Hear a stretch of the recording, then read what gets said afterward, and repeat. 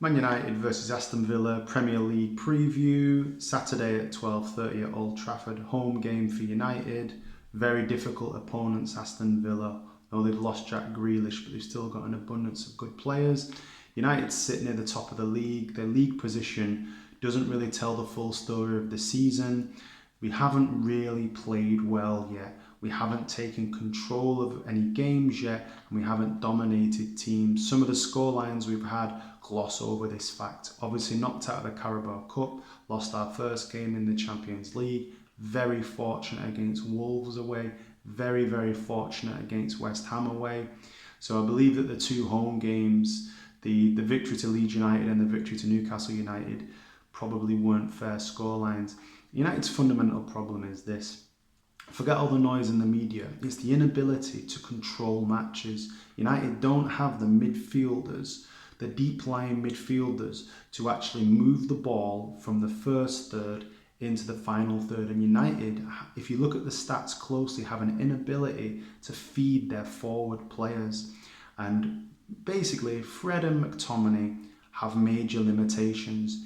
In matches against the top four, top six, Fred and McTominay are really useful because United don't really have possession of the ball. It means that Fred and McTominay can harry, tackle, and be effective as blockers in the team. When we have possession against the low block, especially at home, they struggle. They don't have the ability to move the ball through the midfield and feed our attackers. And the oppositions know that. They often allow Fred to have the ball. They often allow McTominay and Fred to take the ball, and they often mark out wide and try and mark our fullbacks and mark our wide players. And it's an obvious tactic for an opposition. Anyway, let's have a look at Aston Villa. They're 10th in the league. They've won 2, drawn 1 and lost 2.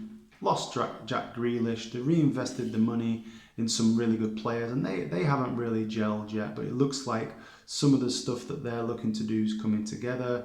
Obviously, you've got Mings in there, McGinn, Bailey, you've got Ings and Watkins, some really, really, really top-class players there, some dangerous players on their day that could really be, damage United. And United really need to pull out a good performance. Results are important at this time of the season, but the performances must improve. United must somehow find a tactical solution for getting hold of the ball and controlling possession. We're never in control. Obviously you've got Ronaldo up there, you've got Greenwood, you've got dangerous players that can have a moment of magic, but United don't look like they're in control. Even against young boys, the midfield don't have control of the game, and this is a big concern because Villa will feel confident coming to Old Trafford. They'll probably feel like they can get a result, and United really need to pull out a great performance here. And also, the other big issue for United is a lack of clean sheets. We're not keeping clean sheets. It's probably a function of how the midfield is working, but you really need to start keeping clean sheets. We really need to keep winning, but we really need to find some form, some type of tactical solution for these issues that we're actually getting. So, expected team, I think De Gea will come back into goal. He's had a good start to the season. Wan-Bissaka at right back, Luke Shaw at left back, Maguire and Varane in defence. It pretty much picks itself. I think in midfield, he's going to go back, pop Fred in the centre of the park. I think he's going to play McTominay as well. That double pivot's going to be there. And then obviously Bruno's going to play in front of him, in front of those two. And then I think he's going to shoehorn Pogba in on the left. I think maybe Sancho on the right and Ronaldo up top. And the reason why he has that double pivot at the base is to protect the defence. But again, it has major limitations.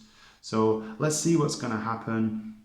United need to up their performance, and they really need a big performance. So let's hope that they can deliver that. Please subscribe to the channel. I'll be doing a post-match analysis of the game, and thanks a lot for watching.